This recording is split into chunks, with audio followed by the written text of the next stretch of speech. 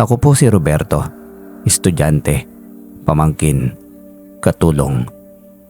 Yan ang tatlong salitang matagal ko nang kinamulatan. Kahit kailanman ay hindi ko kusang pinili. Nagigising ako bago pa tumilaok ang manok. Hindi dahil sa sanay ako, kundi dahil sa kailangan. Sa bahay ni na Tito Ben at ni Tia Rosana. Ang pagbangon ng huli ay kasalanang walang kapatawaran, kaya inabutan ka lamang ng araw sa higaan, tiyak na sigaw. Mura at kung minsan ay latay ng walis sa binti. Kaya bago pa gumalaw ang mundo'y gising na talaga ako. Madilim pa sa kusina habang nagsasaing ako. Lumang kalan, kinakalawang na kaserola, at isang mesa na kulang pa ng isang paa. Iyan ang araw-araw kong kaharap. Habang hinuhugasan ko ang bigas, ramdam ko ang lamig ng tubig na para bang sinasadyang ipaalala sa akin kung nasaan ang lugar ko sa bahay na ito. Bilisan mo dyan, Roberto! May pasok ka pa! Huwag mong papabayaan ang almusal namin! Sigaw ni Tia Rosana mula sa kwarto. Opo. Sagot ko kahit hindi niya ako nakikita. Palagi akong opo. Hindi dahil gusto ko kundi dahil iyon ang inaasahan. Kapag hindi ay may kapalit. Pagkatapos magsaing ay nagwalis ako ng bakuran. Malawak ang lupa pero parang mas lumalaki habang tumatagal. O baka ako lamang ang lalo pang napapagod. Habang nagwawalis ay tanaw ko ang bahay ng kapitbahay. May tumatawang mag-ina, may batang hinahatid sa eskwela. Napapahinto ako minsan. Iniisip ko kung anong pakiramdam ng may isang ina sa umaga, may amang nag-aabot ng baon. Hindi ko na maalala ang huling pagkakataong may gumising sa akin para sabihin na mag-iingat ka. Pagpasok ko sa loob ay gising na si Tito Ben. Nakaupo siya sa mesa, nagkakape. Hawak ang dyaryo na hindi naman niya binabasa. Tinitignan lamang niya ako mula ulo hanggang paa, para bang sinusukat kung may silbi pa ako sa araw na yon. Natapos mo na ba yung sabakuran? Opo, Tito. Siguraduhin mong malinis, ayoko mapahiya sa mga kapitbahay. Tumango ako. Lagi na lamang ganito. Hindi ako pamangkin sa tingin nila. Ako ay puhunan, libreng lakas. Utosang walang sahod. Nang makapag-almusal na sila'y saka pa lamang ako pinayagang kumain. Isang pritong itlog na hati sa dalawa at kanin na halos lamog. Hindi ako nagreklamo, hindi ko na alam kung paano. Habang nagbibihis ako ng uniforme, narinig ko ang usapan nila sa sala. Hanggang kailan ba natin papaaralin yan? Parang wala namang patutunguhan eh. Hayaan mo, hanggat nandito siya may katulong tayo. Kapag nakagraduate saka natin pag-isipan. Parang may humigpit sa akin dibdib. Hindi nila alam na naririnig ko sila. O baka naman alam nila at wala talaga silang pakialam. Sa paaralan, tahimik lamang ako. Hindi ako yung estudyanteng pasaway, hindi rin yung bida-bida. Nandyan lamang ako. Umiiral pero parang hindi nakikita. Kapag tinatanong ng guro kung bakit madalas akong antukin ay ngumingiti lamang ako. Paano ko ipapaliwanag na bago pa ako mag-aral, kalahati na ng lakas ko ang nauubos sa bahay. May mga kaklase ako nagyayayang kumain sa labas, maglaro, mag-aral sa mga bahay nila. Palagi akong tumatanggi hindi dahil sa ayaw ko, kundi dahil alam kong kapag hindi ako umuwi kaagad ay may kapalit na parusa. Isang beses ay nahuli ako ng uwi dahil sa group project namin. Pagdating ko sa bahay ay nakaupo na sila sa sala. Saan ka galing? May project po. Hindi ko na natapos. Tumama ang tsinelas sa mukha ko. Hindi masakit ang pisikal na tama pero ang hiya at galit na nilunok ko yun ang mas mabigat. Hindi ka pinabayaran dito para gumala. Sigaw naman ni Tia Rosana. Gabi akong nagkulong sa kwarto. Kung matatawag mang kwarto ang maliit na espasyong katabi ng bodega. Doon ako umiiyak ng tahimik. Hindi ako pwedeng umiyak ng mas malakas. Bawal ang kahinaan sa bahay na ito. Minsan ay iniisip ko ang mga magulang ko. Ang ama kong si Simon. Sabi nila'y masipag, matuwid at tahimik. Ang ina kong bihirang banggitin ng tiyahin ko. Para bang banggitin niya'y kasalanan. Bata pa lamang ako nang mawala sila. Ang alam ko lamang ay iniwan nila ako sa kamay ng kapatid ng nanay ko at doon nagsimula ang lahat. May mga gabing tinatanong ko ang aking sarili. Ganito ba talaga ang aking kapalaran? Mag-aaral sa umaga, maglilinis sa gabi, habang ang iba'y malayang nangangarap. Pero kahit pagod na ako'y may isang bagay na hindi nila makuha sa akin. Ang isip ko. Habang naguhugas ako ng pinggan ay iniisip ko ang mga makina, ang galaw ng mga bagay, kung paano gumagana ang mundo. Mahilig akong magmasid, mag-analisa. Kapag may nasisirang gamit sa bahay ay palihim ko yung inaayos. Kapag umandar muli ay walang pumupuri pero alam kong may nagawa akong tama. Sa gitna ng lahat ng pananakit at panlalait, may mamunting apoy sa loob ko. Mahina pero buhay. Hindi ko alam kung kailan ako makakaalis sa bahay na ito. Hindi ko alam kung paano pero alam ko ang isang bagay. Hindi ako mananatiling alipin habang buhay. At kahit araw-araw nila akong pinapaalalahanan kung gaano ako kababa, sa puso ko'y tahimik kong inuusal na darating ang araw. Hindi habang buhay ay ganito. Hindi ko nakilala ng lubos ang aking ama. Bata pa lamang ako nang mawala siya. At ang mga alaala ko tungkol sa kanya'y pira-piraso, parang sirang salamin na pilit kong binubuo sa isipan. Subalit habang tumatanda ako'y mas malinaw ko nauunawaan na ang buhay ko ngayon ay anino ng mga desisyong ginawa niya noon. Ang pangalan ng ama ko ay Simon. Si Mang Simon, panganay sa dalawang magkapatid. Siya at ang nakababata niyang kapatid na si Ben na ngayon ay kilala ko bilang Tito Ben. Magkaiba sila ng ugali kahit iisang bahay ang kanilang kinalakhan. Ito ang mga kwentong palihim kong narinig, mga salitang binitiwan ng matatanda kapag akala nila'y wala akong pandinig. Masipag daw ang aking ama, tahimik, hindi pala salita pero palakilos. Bata pa lamang siya'y sanay na sa bukid, nag-aararo, nagtatanim, nag-aalaga ng hayop, habang ang ibang kabataan ay naglalaro. Siya'y nakabilad sa araw. Pawisan pero hindi nagrereklamo. Sabi ng lolo ko noon, ang aking amay kahit hindi utusan ay kikilos. Si Tito Ben naman ay kabaligtaran. Mahusay magsalita. Magaling mangako pero bihira ang gawa. Mahilig mangarap pero ayaw sa hirap. At dahil bunso, mas napagbibigyan. Nang dumating ang panahon ng pag-aaral, ang aking ama na si Mang Simon ang unang isinakripisyo ang sarili. Huminto siya sa pag-aaral para magtrabaho na masukan kung saan-saan, kargador, trabahador sa konstruksyon, minsan ay mangingisda kapag may pagkakataon. Ang kinikita niya hindi niya ginagastos para sa sarili, ipinang-aral niya sa kanyang kapatid. Ito ang katotohanang bihirang banggitin sa bahay ni na Tito Ben. Ngunit minsang narinig ko ito mula sa isang matandang kapitbahay na hindi na nakatiis pa. Kung hindi naman dahil sa tatay mo, hindi makakatuntong ng kolehiyo yung tsuhin mo eh. Yung mga sapatos ng tatay mo noon butas na, pero ang baon ng kapatid niya kumpleto. Kwento ng matanda habang nagkukumpuni ako ng sirang radyo. Habang lumalaki ako'y unti-unti kong nauugnayan lahat. Ang galit ni Tia Rosana tuwing nababanggit ang pangalan ng aking ama. Ang biglang pananahimik ni Tito Ben kapag may nagtatanong tungkol sa nakaraan. May utang na loob, malaki pero hindi binayaran. Nang makapagtapos si Tito Ben, inaasahan ng ama ko na tutulungan siya. Kahit hindi sa pera, kahit kaunting ginahawa man lamang.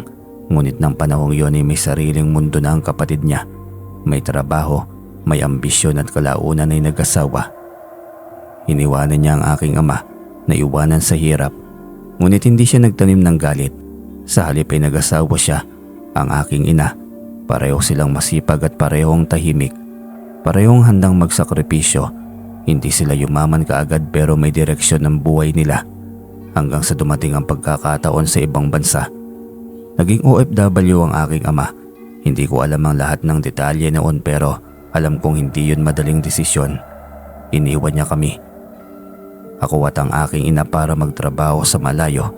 Lahat para sa aming kinabukasan. Samantalang si Tito Ben ay narito lamang. Nakikita ang unti-unting pag-angat ng buhay ng kuya niya.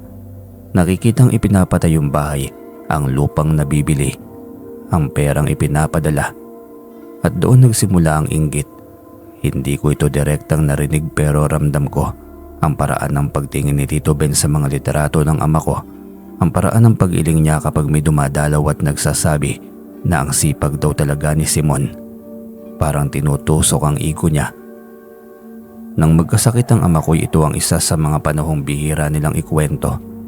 Ngunit nararamdaman ko, ngunit nalaman ko sa huli. Kahit may sakit na, patuloy pa rin siyang nagtatrabaho. Ayaw niyang mabitin ang aking kinabukasan, samantalang ang kapatid niya'y wala. Ni hindi dumalaw, hindi tumulong, hindi man lamang nagtanong. At nang tuluyang mawala ang aking ama, doon lamang muling lumitaw si Tito Ben. Hindi para magluksa kundi para magbilang. Ilang lupa, ilang titulo, ilang pera. Hindi ko pa nauunawaan ang lahat noon dahil bata pa ako, pero ngayon malinaw sa akin ang lahat kung bakit ganito ang trato nila sa akin. Hindi ito simpleng pang-aalipin. Isa itong paalala. Parang sinasabi nilang araw-araw, kung wala ang ama mo, wala ka rin. Ngunit sa tuwing iniisip ko ang aking ama, ibang nararamdaman ko. Hindi galit at hindi puot, kundi pananagutan. Kung kinaya niyang isakripisyo ang lahat para sa kapatid niyang walang utang na loob, paano pa kaya kung para sa sarili kong buhay? Minsan habang naglilinis ako ng garahe, nakita ko ang isang lumang kahon, mga gamit ng aking ama, lumang relo, ilang sulat at ilang maliit na notebook. Hindi ko binasa lahat pero may isang pahina akong hindi ko makakalimutan. Kung may mangyayari sa akin, sana lumaki si Roberto na hindi alipin ng takot. Habang ibinabalik ko naman ang kahon sa dati nitong lugar, narinig ko ang boses ni Tito Ben. "Huwag mong gagalawin ng mga yan, wala kang karapatan dyan."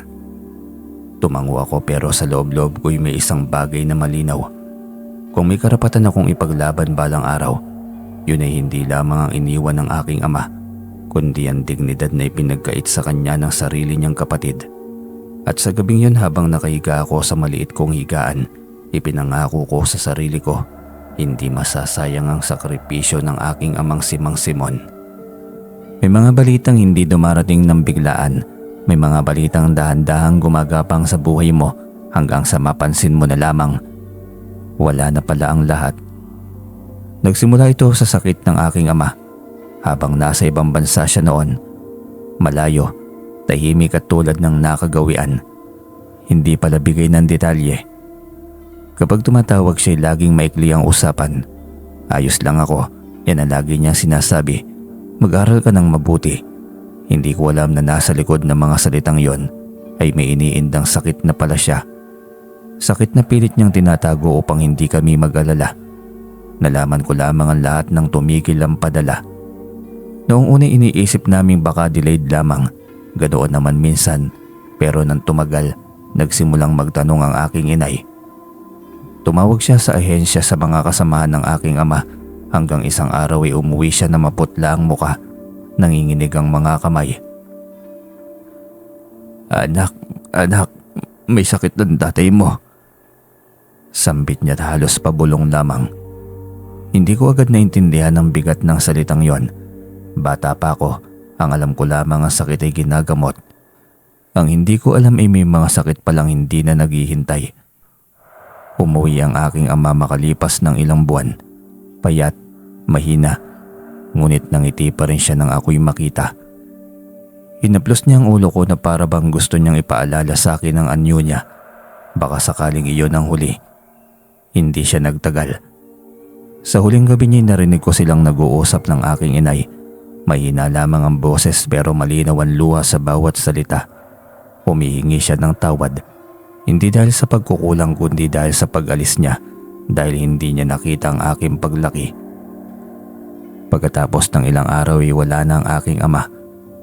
Hindi pa kami nakakahinga sa pagluluksa ng sumunod ang sakit ng aking inay. Parang sinundan siya ng katawan niya. Parang ayaw na rin itong manatili sa mundong walang asawa. Mabilis ang pangyayari. 1 buwan, 2 buwan, hanggang sa siya naman ang nakahiga sa kama, hawak ang aking kamay. Magiging matatag ka, Roberto. May iniwan kami ng tatay mo para sa iyo. Sambit niya. Hindi ko alam kung ano ang tinutukoy niya nun. Akala ko'y payo, akala ko'y alaala. Hindi ko alam na literal pala. Nang mawala rin ang aking ina, tuluyan akong naging mag-isa. Doon pumasok sa eksena sina Tito Ben at Tia Rosana, tila mga aninong biglang naging malinaw. Silang nag-asikaso ng burol, silang naglakad ng papeles, silang nagsabi sa akin na doon muna ako titira sa kanila para sa aking ikabubuti. Hindi ako tumanggi, wala akong lakas, wala akong alam. At doon ko unti-unting natuklasan ng katotohanan. Hindi pala mahirap ang mga magulang ko. Hindi pala kami basta OFW lamang na umaasa sa sahod. Ang ama ko sa tagal ng pagtatrabaho ay nakabili ng lupa. Hindi lang isa, malawak na lupain sa probinsya. Ilang titulo ng lupa na tahimik na iniipon niya. May ipon sa bangko, may mga investment na hindi niya ipinagsigawan. Lahat yun ay para sa akin, ngunit hindi ko agad nalaman. Hindi dahil sa hindi ako tinuruan, kundi dahil may mga taong ayaw akong makaalam. Narinig kong minsan sina Tito Ben na nag-uusap sa sala. Akala nila itulog na ako. Malaki to. Kung may lipat lamang agad sa pangalan natin. Dahan-dahan, bata pa yan. Tayo ang legal na guardian. Sambit naman ni Tia Rosana. Guardian. Ang salitang yun ay ginagamit nila upang ikulong ako sa bahay na hindi ko naman pag-aari, upang kontrolin ang yaman na hindi naman sa kanila. Hindi nila ako pinapalapit sa mga papeles. Kapag may dumadalaw na abogado o kamag-anak ng aking ama, pinapapasok nila ako sa kwarto. Kapag may magtatanong sa akin tungkol sa ari-arian ng mga magulang ko'y sila ang sumasagot para sa akin. Hindi pa niya maiintindihan. Bata pa siya. Hayaan ninyo, kami nang bahala. At ako, nandito, naglilinis, nag-aaral at nabubuhay sa tira-tira. Habang unti-unti ko nauunawaan ang halaga ng iniwan ng aking mga magulang. Lalo kong nauunawaan kung bakit ako alipin sa bahay na ito. Hindi ito dahil sa awa, hindi ito dahil sa obligasyon. Ito ay dahil sa kasakiman. Masakit tanggapin pero malinaw sa akin, hindi nila ako mahal. Minahal nilang naiwan ng aking mga magulang. May mga gabing nagigising ako sa ingay ng papel, mga dokumentong binubuklat. Narinig ko ang bulungan at pagtatalo. Minsan ngay may sigawan pa. Sa atin na ito dapat eh. Basta nasa poder natin ang bata, hindi niya magagalaw kahit piso. Para akong binagsakan ng bato sa dibdib. Bata pa ako pero hindi ako bobo. Alam ko ang ibig sabihin niyon. Ginawa nila akong susi pero ayaw nila akong makaalis sa kandado. Doon nagsimula ang takot ko. Hindi lang takot sa palo o mura, kundi takot na tuluyan akong mawalan ng karapatan sa buhay na ipinaglaban ng aking mga magulang. Tuwing naaalala ko ang huling salita ng aking inay, may iniwan kami ng tatay mo para sa iyo. Parang may kumakapit sa puso ko. Isang responsibilidad, isang laban. Hindi ko pa alam kung paano, hindi ko pa alam kung kailan, pero alam ko ang isang bagay. May yaman na iniwan sa akin ng aking mga magulang. Hindi lamang lupa at pera, kundi pagkakataon. At sa bawat araw na pilit itong inaagaw ng tiyuhin ko, mas tumitibay ang desisyon ko. Hindi ko hahayaang mamatay sa wala ang iniwan nila. May mga sandaling pakiramdam mo'y wala nang ibabagsak pa ang buhay mo, pero nagkakamali ka. Palagi pa palang may ibababa. Nagsimula ang lahat na magdesisyon si Tito Ben na kumilos. Hindi ko alam kung anong eksaktong araw yon pero malinaw pa rin sa isip ko ang tono ng bahay. May kakaibang katahimikan, walang sigawan, walang utos, para bang may binabalak. At sa bahay na yon kapag tahimik ay may masamang mangyayari. Tinawag nila ako sa sala kinagabihan. Nakaayos si Tito Ben. May suot na polo na bihira niyang gamitin. Si Tia Rosana naman ay may hawak na sobre. Nakaupo sila na para bang may seremonyang gaganapin. Roberto, malaki ka na. Tumango ako. Hindi ko alam kung saan patungo ang usapan pero ramdam ko ang bigat. Kailangan na nating ayusin ang mga papeles ng mga magulang mo para sa kinabukasan mo.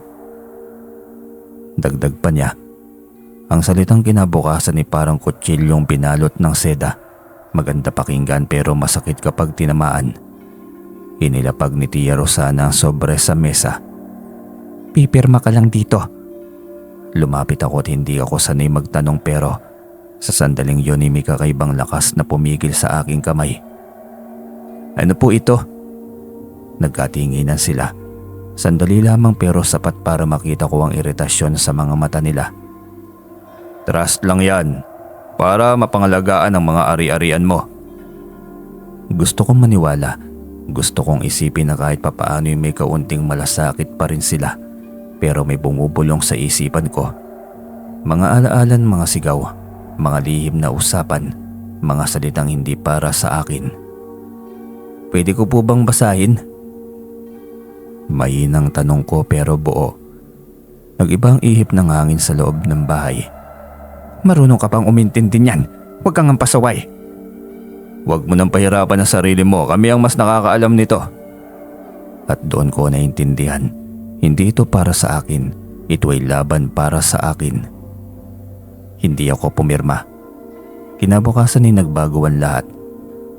Kung dati ay alipin lamang ako, ngayon ay parang multo.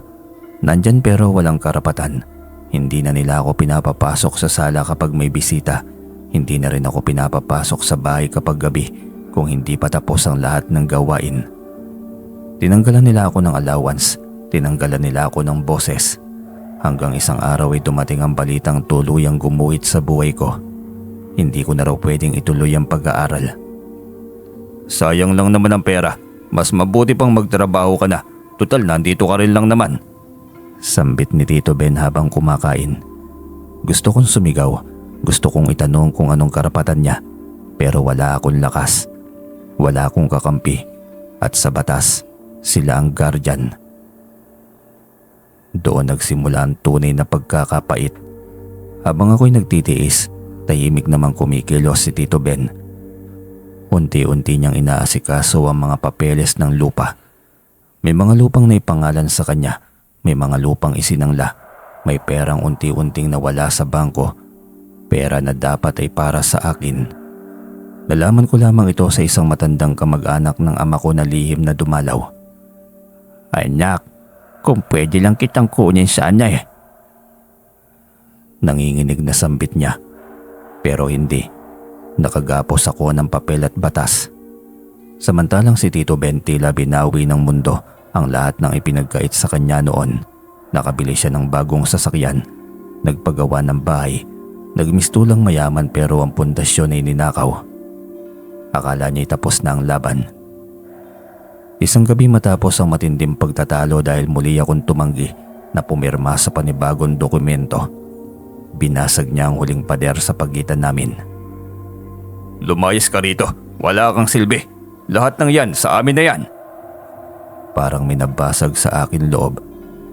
Hindi dahil sa sakit kundi dahil sa kaliwanagan. Ito na pala ang dulo ng papel ko sa bahay na ito.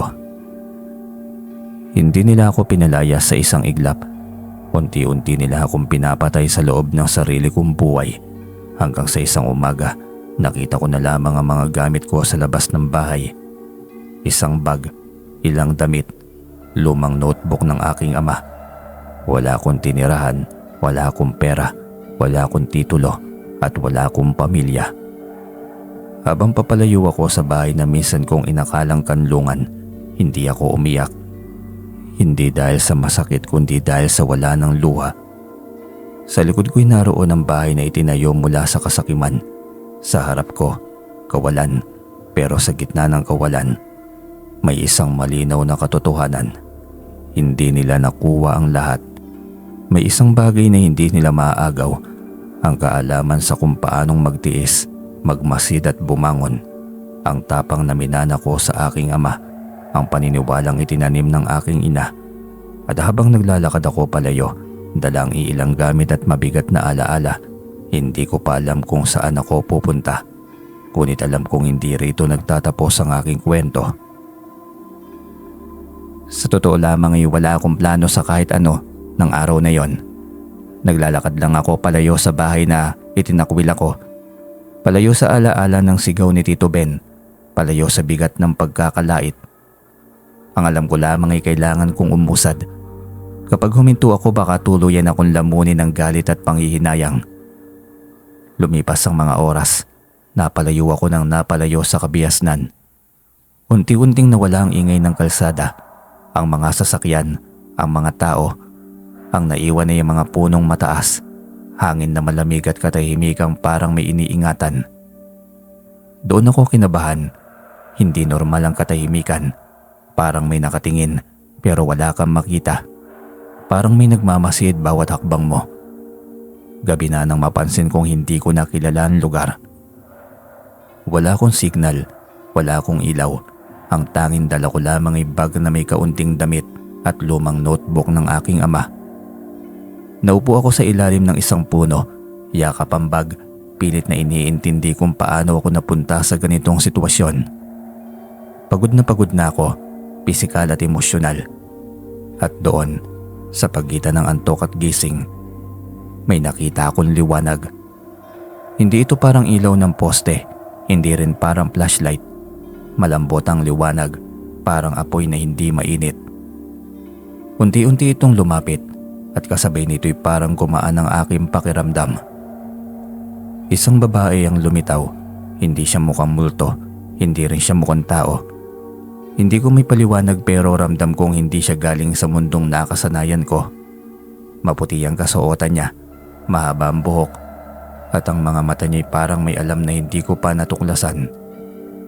Hindi ka dapat narito. Hindi ko po alam kung nasaan ako. Nakarating ka sa lugar na pinupuntahan ng mga nawawala. Doon ko unang narinig ang pangalang Biringan. Hindi ko alam kung bakit pero parang pamilyaran tunog. Parang narinig ko na ito noon sa bulungan ng matatanda, sa mga kwentong pinagtatawanan ng iba. Lugar na hindi raw nakikita ng lahat. Lugar na lumilitaw lamang sa mga taong may dinadala. Bakit ako? Tinataboy ka ng mundo nyo pero hindi kayo tinataboy ng tadhana. Sa Biringan, hindi ako tinanong kung sino ako o saan ako galing. Hindi mahalaga ang apelyido, hindi mahalaga ang yaman. Ang mahalaga lamang ay kung ano ang kaya mong ibigay at kung ano ang handa mong matutunan. Dinala niya ako sa isang lugar na parang lungsod pero hindi. May mga gusaling kakaibang hugis, mga sasakyang hindi ko pa nakikita. Mga makinang gumagalaw ng walang ingay. Hindi ito parang panaginip, masyadong malinaw, masyadong detalyado. Mananatili ka rito hanggang sa handa ka nang bumalik. Paano naman ako babalik? Kapag hindi ka nagalit, kapag hindi ka natakot. Hindi madali ang pananatili sa Biringan. Hindi ito paraiso. May trabaho, may hirap. Ngunit kakaiba. Ang hirap ay may saysay. Napansin nila ang hilig ko sa mga makina. Sa unang linggo'y pinagawa lamang nila ako ng simple. Paglilinis ng mga pyesa, pag-obserba kung paano gumagalaw ang mga mekanismo. Tahimik lamang ako pero ang isip ko'y umaandar. Pinag-aaralan ko ang bawat galaw, bawat tunog, bawat ugnayan ng bahagi. Hindi nila ako minadali. Hinayaan nila akong matuto sa sarili kong bilis. Hanggang sa isang araw ay may pinakita silang sasakyan. Hindi ko alam kung paano ko ito ilalarawan. Hindi ito kotse, hindi rin makina lang. Parang pinagsamang kaalaman ng maraming panahon. Subukan mo. Sambit ng Diwata dahil doon ko na siya tinawag. Nasisira na. Dagdag pa niya. Lumapit ako, tinawakan ko ang makina. Nakinig ako hindi sa tunog kundi sa ritmo. Parang may sariling wika ang bawat pyesa. At sa unang pagkakataon sa buhay ko'y pakiramdam ko, naiintindihan ko ang aking ginagawa. Inayos ko ito hindi dahil kailangan, kundi dahil kaya ko. Araw-araw ay mas lalong humuhusay ang aking kamay. Natutunan kong magdisenyo, hindi lamang magayos. Natutunan kong pagandahin ang gumagana na at pagandahin pa ang maganda na. Hindi lang pisikal na kaalaman ang ibinigay nila sa akin kundi pangunawa. Ang tunay na mekaniko, hindi lang marunong mag-ayos ng makina. Marunong din siyang umintindi ng dahilan kung bakit ito nasisira. Parang buhay. Sa bawat araw sa Biringan ay unti-unting nabawasan ang aking galit.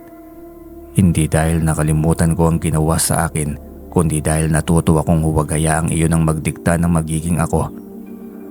Hindi ko alam kung bakit ilang buwan o taon ang lumipas. Sa Biringan, ibang oras. Ngunit ang isang araw ay tinawag ako ng diwata. Panahon na. Handa na ba ako? Hindi dahil wala ka ng sakit, kundi dahil marunong ka ng gumawa ng bago mula sa wasak. At sa sandaling yun ay nawala ang liwanag, nawala ang lungsod, nawala ang Biringan. At ako'y muling napadpad sa mundong itinataboy ako. Dalang kaalamang hindi kayang nakawin ni numan. Pagmulat ko ng mga matay, nasa gilid ako ng kalsada. Walang liwanag, walang lungsod na kakaiba, walang diwata. Ang natira lamang ay ang malamig na hangin ng madaling araw at ang tunog ng mga sasakyang dumaraan sa malayo. Akala ko'y panaginip lamang ang lahat hanggang sa igalaw ko ang aking kamay. May kakaiba, hindi na ito ang mga kamay ng dating Roberto na nanginginig kapag may inuutos. Matatag ang galaw ko, eksakto, parang alam na alam kung paano hahawak, hihilat maglalagay ng puwersa. Parang may naiwang bakas ang Biringan sa aking mismong katawan. Tumayo ako. Naroon pa rin ang bag ko. Naroon pa rin ang notebook ng aking ama. Ngunit ang loob ko'y hindi pareho. Bumalik ako sa syudad nang walang dala kundi determinasyon. Wala akong bahay, wala akong pera, pero may kakayahan ako. Isang bagay na hindi kayang agawin ng kahit na sino. Nagsimula ako sa maliit, sa isang talyer sa gilid ng kalsada. Humingi ako ng trabaho. Hindi ako tinanong ng diploma.